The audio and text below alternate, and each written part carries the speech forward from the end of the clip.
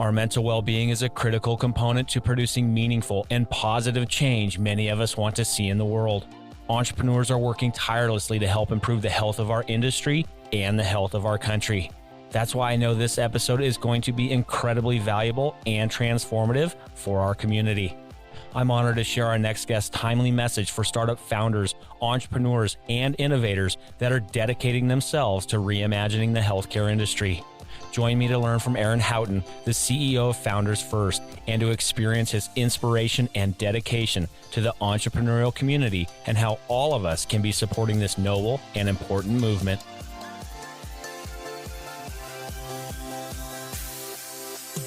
Welcome to Passionate Pioneers with Mike Biselli, where we highlight and speak with the innovators, the game changers, and the pioneers who are deeply passionate and relentless in solving the problems our world is facing today. This is your opportunity to connect with and learn from these leaders and to support them on their mission. Perhaps they will soon be hearing your story as well. This is Passionate Pioneers with Mike Biselli. I look forward to having you on this journey with us.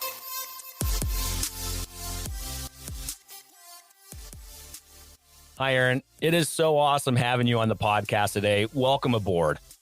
Thank you, Mike. It's great to be here. Well, since scheduling our time together, I have been eager to have our conversation today. Why? Because you and your team are leading a very important movement around two topics that I'm incredibly passionate about: mental well-being and entrepreneurship. But before unpacking all the inspiring work happening with your Founders First system, a bit of housekeeping. While listening to any of our episodes, please make sure to join our free online community at passionatepioneers.com in order to share feedback and ideas and interact with the global ecosystem. Lastly, please take a moment to subscribe to the podcast so you will automatically receive episode updates in your podcast player. Simply search Passionate Pioneers with Mike Biselli in Apple Podcasts, Spotify, or wherever you listen to your podcasts. All right, Aaron, it's almost time to learn how you are leading others at the intersection of self-care and business goals. But before we dive into that, I'm going to randomly select a question so we can get to know you personally. What is one thing that you love to do outside of your work, outside of your business ventures? What's that one thing you love to do? I'm a mountain biker, Mike. That's my big passion in the way that I can always reset my mind when I need to get back to healthy again. So time in the mountains, time on a bike. I actually moved my family 3 years ago, 2,000 miles, my wife and my two kids and myself, just to orient ourselves into a place here in Boulder, Colorado, where I can spend more time outdoors on my mountain bike. Now, while we're, of course, having this podcast recording virtually to continue to practice social distancing, I'm down here in Denver. I also have been a big fan of mountain biking since living here in Colorado. You know, one thing that is hilarious here that a lot of people may not understand about us Coloradans, sometimes our bikes are worth more than our cars. It's one of my favorite stats. Yeah. You know, a real passionate mountain biker when you see that ratio, right? And I'm always just trying to figure out how I can stack enough bikes on the back of my car to make that ratio true. All right. The important question: what do you ride? Santa Cruz Bronson's my primary go-to. Did you ever ride the stump jumper? Yeah. I've got a hardtail 1x11 29er Stumpy that's probably about 5 years old. That's my kind of light climbing and fun downhill bike. So now the other important question, this one's near and dear to my heart because I get passionate about it. Do you just go for the downhill bomb or do you earn it as well by climbing the uphill? Yeah, in fact, I actually like maybe it's because I'm an entrepreneur. I like the pain of the climb more than I like the downhill. So I'm a pretty cautious downhiller. I don't bomb down things, but I do enjoy, the flow and the movement of the downhill part. But man, I love the climb. So, I was in Steamboat a couple of weeks ago and I didn't take the lifts up, rode my bike right to the top of the mountain. That's what I really, really enjoy. I knew I liked you. I like you even more because I'm right there. I'm right there with you. There's something about just grinding uphill, especially here in Colorado. You can get pretty steep pretty quick, but grinding uphill, working through the technical, it is one heck of a workout. So mountain biking it's a wonderful sport and some incredible trails here in Colorado. So thank you for sharing that, Aaron. Well, let's start diving in. Wow. What a story. What a movement you and the team are building. But of course, that didn't happen overnight. There's a lot of history behind it, and there's a lot of history as to the why behind you launching Founders First System. Aaron, can you take us back to those moments of you founding, running, and exiting companies and how you started framing up launching Founders First System? Let's take that back a bit so our audience can really understand why this movement is so important to you.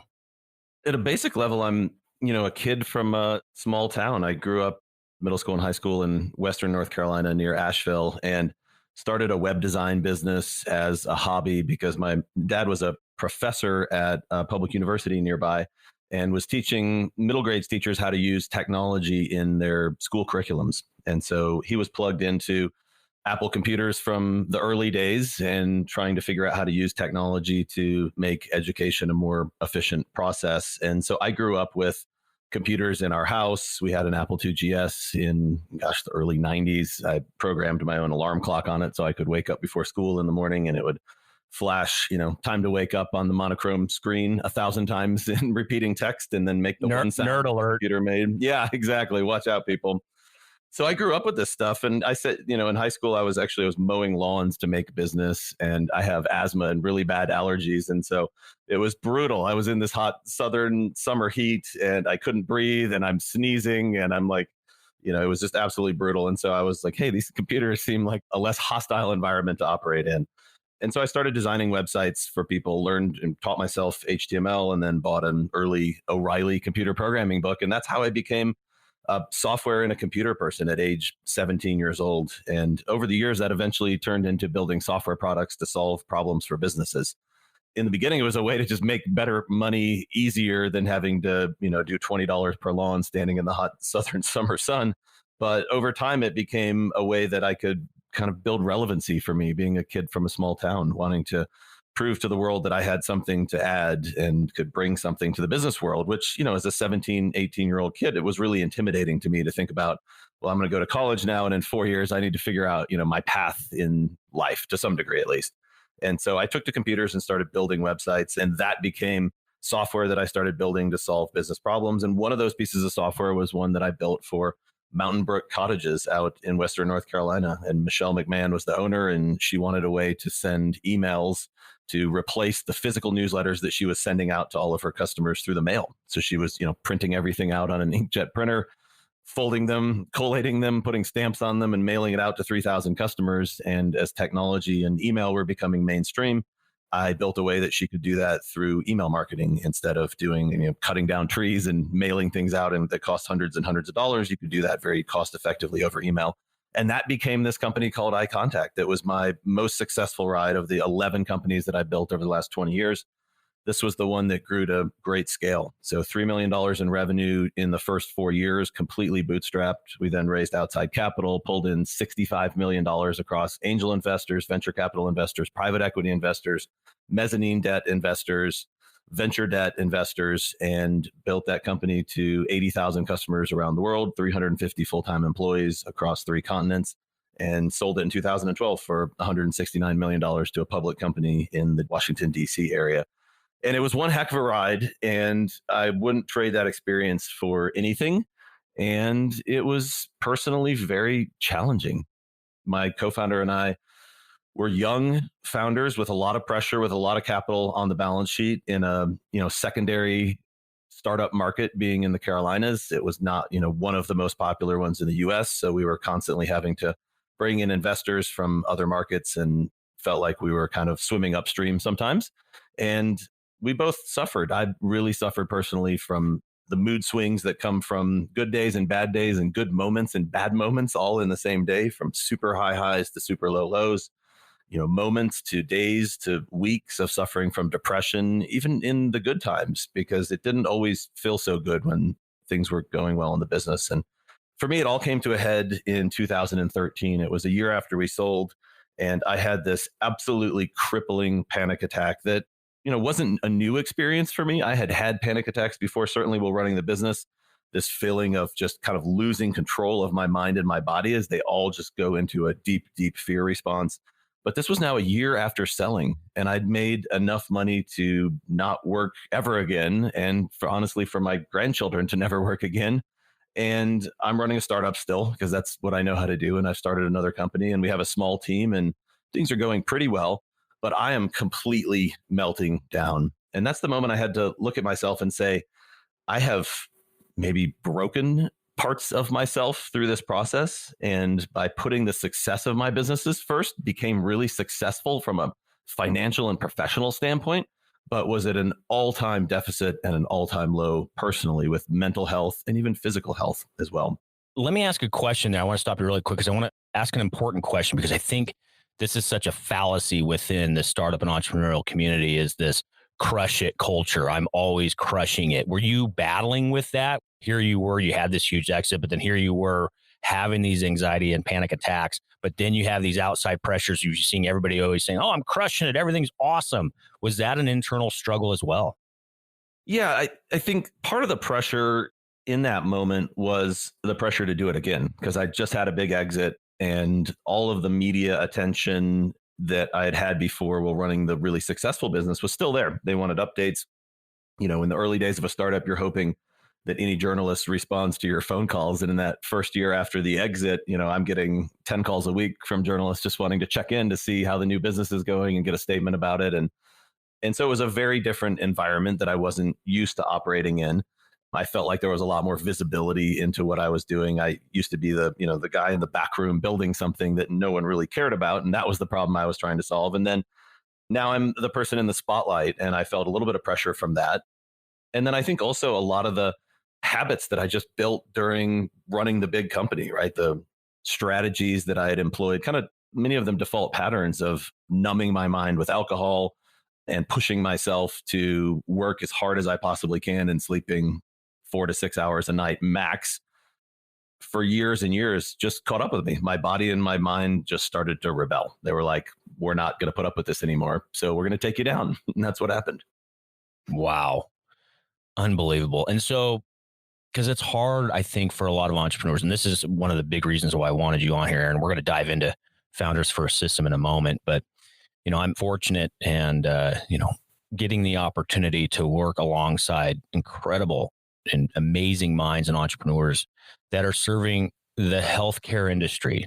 Now, think about that. The healthcare industry, trying to bring health to other humans in the industry, in our country. But yet many of them, I see it, and it was even myself. We experience exactly what you're just describing. And what a juxtaposition. Here, these entrepreneurs are working tirelessly to bring new innovation to this broken industry we call healthcare, but they themselves are then suffering as well. So Thank you for sharing that. So when you say you finally broke down, the body said no more, the mind said no more, what did you do then? The first thing I had to do was just admit that I had a problem, right? This was my rock bottom moment. And so many things up until that point had reinforced that I didn't have a problem because had been and continued to be financially and professionally successful. And so it was that moment where I had to sit with this sort of cognitive dissonance of, I am not actually okay, yet I'm able to produce pretty interesting and what people would kind of quote unquote call successful business results. So I started my own journey in that moment of trying to get back to healthy and happy again as an entrepreneur. And I had the luxury of a lot of time on my hands. I ended up taking 2 years off. I didn't do it immediately, but it took about a year and a half, 2 years till I could get the business into a position where I could just take time for myself. And I started trying absolutely everything that I could find. I just asked people. And I think the first thing I started doing was sharing how I wasn't okay with people. A therapist shared that with me at the time of just stop trying to hide this, just put it out there in the world. And that was the hardest moment, probably trying to tackle my ego, what was required to start sharing these very personal details with people around me. But it created this shift instantly where I said, here is what I'm struggling with. Here is my biggest challenge over the next couple of months. And I started just sharing those personal challenges instead of the business challenges. And people started opening up and saying, man, I've experienced this as well. Other entrepreneurs said, oh, I've had that same issue for 10 years and I don't know what the answer is. And some people said, here's some potential solutions. I tried this, it worked. I tried that, it didn't work. And so I started collecting all of these tools and just trying them, from literally standing in fields at 5 a.m. here in Colorado, exchanging rocks with strangers, to putting on a foam bodysuit and being attacked by a former special elite military operator, to just everything I could find, down to as well traditional cognitive behavioral therapy and everything I could find: leadership programs, coaching programs, transformational programs, mental health programs, and all these unique experiences.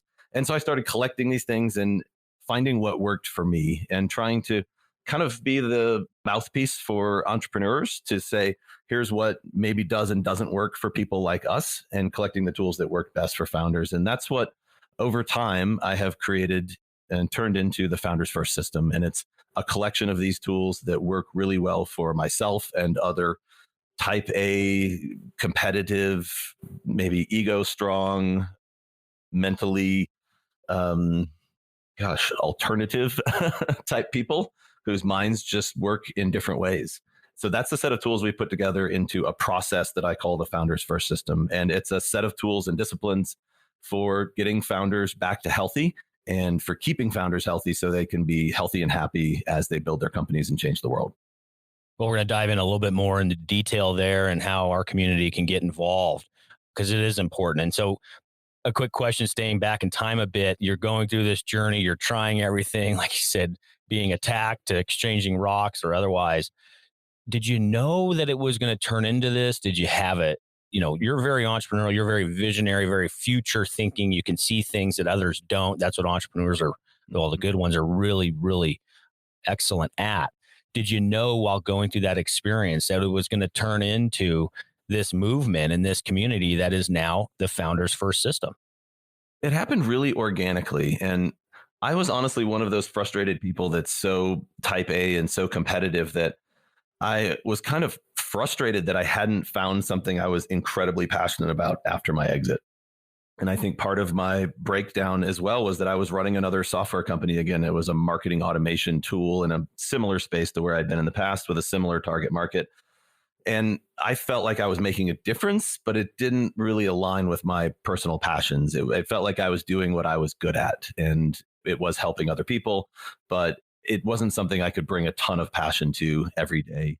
And what started to happen through those early personal conversations that I had where I started sharing being vulnerable and sharing where I was struggling, was that these people just started kind of lining up around me, and they would ask if they could fly into Boulder and have me teach them everything that I learned. They would just reach out at 11 p.m. on a Saturday night or a Monday night and say, they're having a crisis, do I have a moment to talk? And so it started to form really organically around this group of people that honestly, they were supporting me as much as I was supporting them. To hear where they were struggling and to try and helped me massively, because it made me feel connected, and it made me start to realize how many other people are in this experience together. And so that was the origin of Founders First and then the Founders First system, is that I wanted to start to organize these tools that I was collecting and that people were sharing with me, and really organize these conversations so that it was something that entrepreneurs who needed support could come and join. And because I'm an entrepreneur, it just manifests itself into a business because that's what I know how to build. But it really came from this groundswell of people starting to talk about their health and their performance as people, as entrepreneurs, as the founders behind their companies, and shifting a little bit away from what's really been the dominant dialogue in the business world and in the entrepreneurial world, which is business tools and tricks for optimizing your company, for tracking your company, for improving your company, frameworks, tools, systems. And what we've built here is a framework and a tool and a system, but for the people behind these incredible companies instead. We're going to dive into that in just a moment, but let me set the stage here. It states here that the Founders First system focuses on the intersection of self-care and business goals, keeping you mentally and physically strong while you build your company. So how are you doing that tactically, Aaron? How are you working with these founders? How are they finding out about you? And then, of course, you're a tech entrepreneur just like myself, and we always probably have in the back of our mind, how do we scale this, right? So maybe you can first start on the tactic side. What does this look like for an entrepreneur wanting to be a part of this? And then let's also talk about how you start scaling this effort and this movement. Yeah, there's a couple pieces of it. The primary tools that we've built are effectively a structured intervention program for creating behavior change in entrepreneurs. And it's a 10-hour self-paced digital course that we produced this spring during COVID, actually. This was intended to be something we created and delivered as live workshops. And we pivoted like so many other businesses did and turned this into a fully digital experience on iOS, Android, and on the web. So you can literally participate in all of our training programs just from your phone with your headphones on, in the same way someone's listening to this podcast right now. And through that platform, people interact with each other as well. And so the goal is to teach awareness, self-awareness first, and then to help people build a plan and a strategy based on things that we know that entrepreneurs need. We know that entrepreneurs have an extremely high likelihood of depression, 2x more than any other type of professional, 3 times more likely to have substance abuse issues, 6 times more likely to have ADHD, and they're 10 times more likely to be bipolar. So we go specifically at these types of behaviors in our program and help people build ways to identify when they're not on the right track and then to find the tools to bring them back to healthy again. And we wrap all of this inside what we call the 5 factors of health and performance. And these 5 simple factors we have people track in an app that we have that reminds them every day to just do a quick recording of these 5 factors around energy, around calm, around anxiety, around their time spent on their personal identity and on their happiness. Those are the 5 factors. And this is what entrepreneurs use to stay healthy. These are the lights down the runway, the bumpers that tell you when you're not on track and help you get back on track again. And we use that language, that shared language among people in the Founders First community so that they can help each other. My dream for where I want to go with this is that when we can have in-person events again in the future, when entrepreneurs come together, their name tag, it will say, "Hi, my name is Mike." And underneath your name tag, it will have your 5 factors with a letter grade on each of them. And that people can be that vulnerable and open with each other. So when you and I meet for the first time, I can see, wow, you're really struggling with energy category. Let me share a few things that have really worked for me for maintaining consistent energy, bringing to my passion every day. Or you can see that I'm really struggling on the anxiety scale, and you can share some tools with me that help bring you to calm and things that have worked for you. That's the vision that I have. Well, I love it. And when we can get back together, I hope you and your organization will come down to Catalyst in downtown Denver, our healthcare innovation campus. I have a 400-person event hall waiting for you, and I will be the first one to fill out that name tag. This stuff is so important, and I hope that our entrepreneurs and our startup executives are listening to this message. I cannot stress how important this is. Me personally, I was on the brink of divorce. I was incredibly overweight. I was having tremendous stress and back spasms because of it, having to go to the hospital, almost going under the knife for surgery. I mean, this stuff is no joke. And I love how you frame it up, Aaron. One thing that I always say to a lot of my friends, I think I even mentioned this to you on a previous conversation before this podcast recording. Why can't we get into society this notion of Aaron had an amazing workout in the gym this morning or amazing bike ride on his mountain bike? Why can't Mike then say, "Hey, last night I had an incredible session with our marriage counselor"? Mm-hmm. Why can't we get there? And so you're really pushing that, and I just got to applaud it. It is so, so important. Yeah, I think that's a great point. All parts of this are not just okay, but I think we should be pushing them as far as promoted and celebrated, right? I heard a really influential leader share last year that, if the word therapist bothers you, then just change it. Think about it as an emotional coach. Your emotions are a huge part of your ability to produce the change that you want to in the world and to take care of yourself, honestly. And why not have a coach around that? You can hire an executive coach in your business. Why not have an emotional coach? Yes, those people happen to be called therapists, but that's just what they call themselves. Think about it like having an emotional coach. I love it. I love it. Well, another piece I want to kind of quickly have you highlight is, yes, you're developing these tools, offering them out to entrepreneurs and founders. But another big need, I know it and you know it, is this notion of community, right? And let me set the stage before I ask you the question. You've been there. I've been there. It's a very lonely place to be a founder, to be an entrepreneur and leading a company. People think, oh, they see me in a news release. They see me in a big blog post. They see me online and they see all this, whatever you want to call it, success. But it's a lonely place.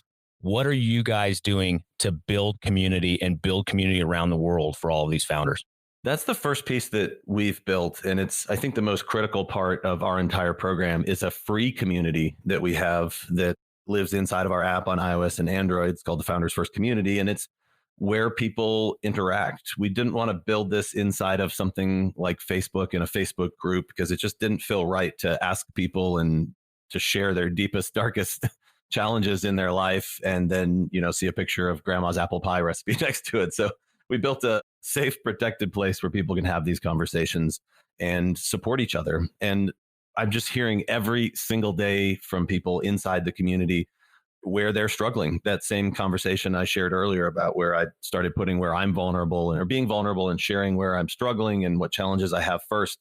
That's really the mantra we have inside of the Founders First community. And people share where they're struggling. And it's just incredible.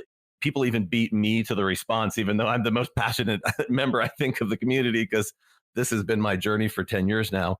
But, I log in the morning and just look at the threads, and someone's posted something from, Mumbai overnight. And the next thing you know, there's 8 people that have already responded and shared where they've had similar challenges and what worked for them.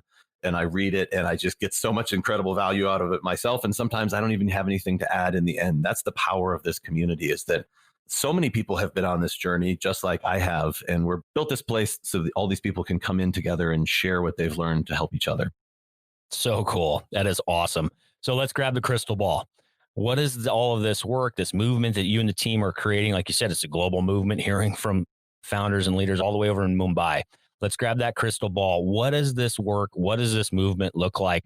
I typically ask in the next 3 to 5 years, but now being in COVID, I don't even know what tomorrow looks like. Things are changing so fast. What does this look like in the next 3, 6, 9, 12, 18 months for you, the team, and the movement that you're creating? Yeah, we're really early into this. We just passed 300 members in the community. My personal goal is to get it to 10,000. There's a lot of data around that's what causes these communities to really take off. About 10% of users will be the really passionate, active users. And when you get about 1,000 really active participants, these communities just take off and become something on their own that is sustainable and really, really powerful. And so that's what we're shooting for in the community itself. The broader vision and the tools that we're building, the program I mentioned earlier is called our Peak Ability Program, where we have the digital training course and then weekly accountability group meetings where people are using these 5 factors in that shared language to support each other in a structured way. My goal with that is really, really big, and it's to solve the founder mental health crisis. I shared some of those statistics earlier that come from Dr. Michael Freeman's research.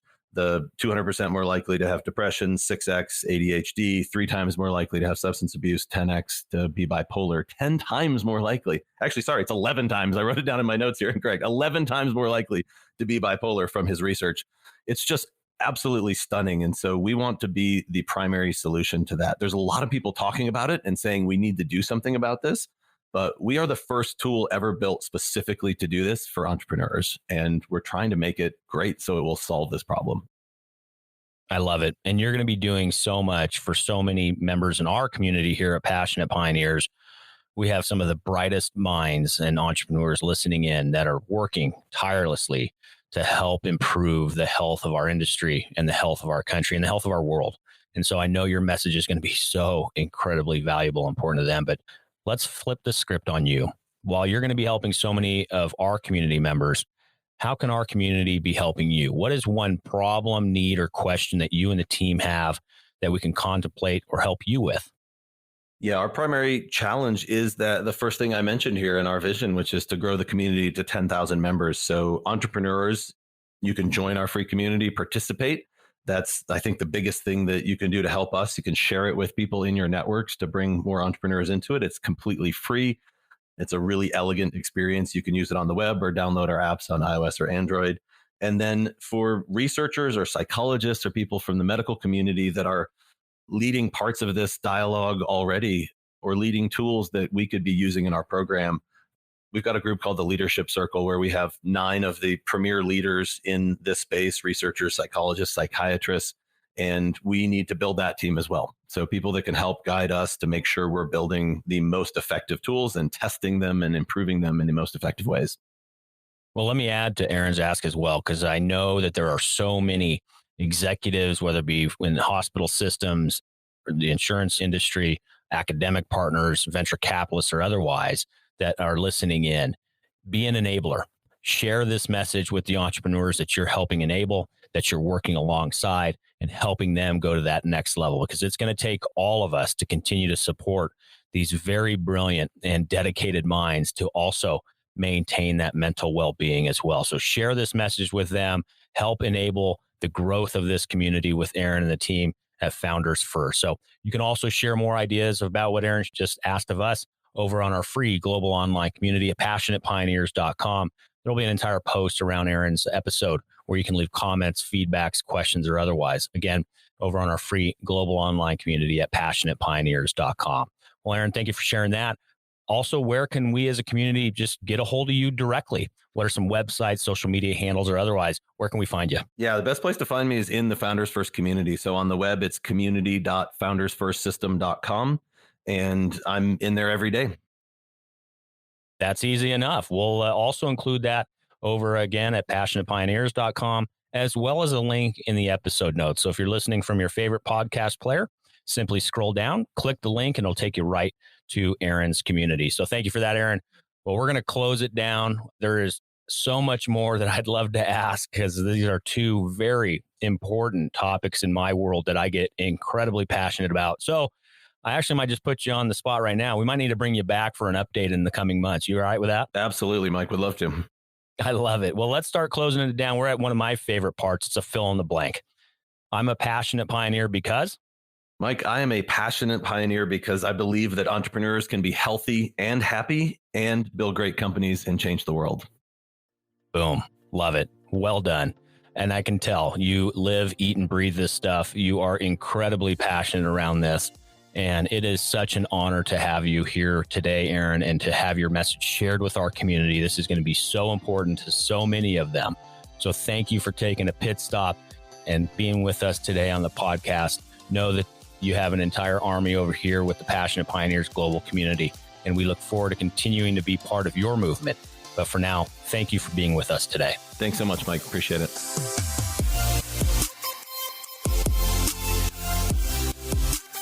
Thank you for joining us today on Passionate Pioneers with Mike Biselli. We'd love to hear your feedback about the podcast so we can continue to improve this community and to further support the pioneers being featured. Lastly, please take a moment to subscribe to the podcast and invite your friends and colleagues to join us. This is Passionate Pioneers with Mike Biselli. I look forward to having you back with us during our next episode.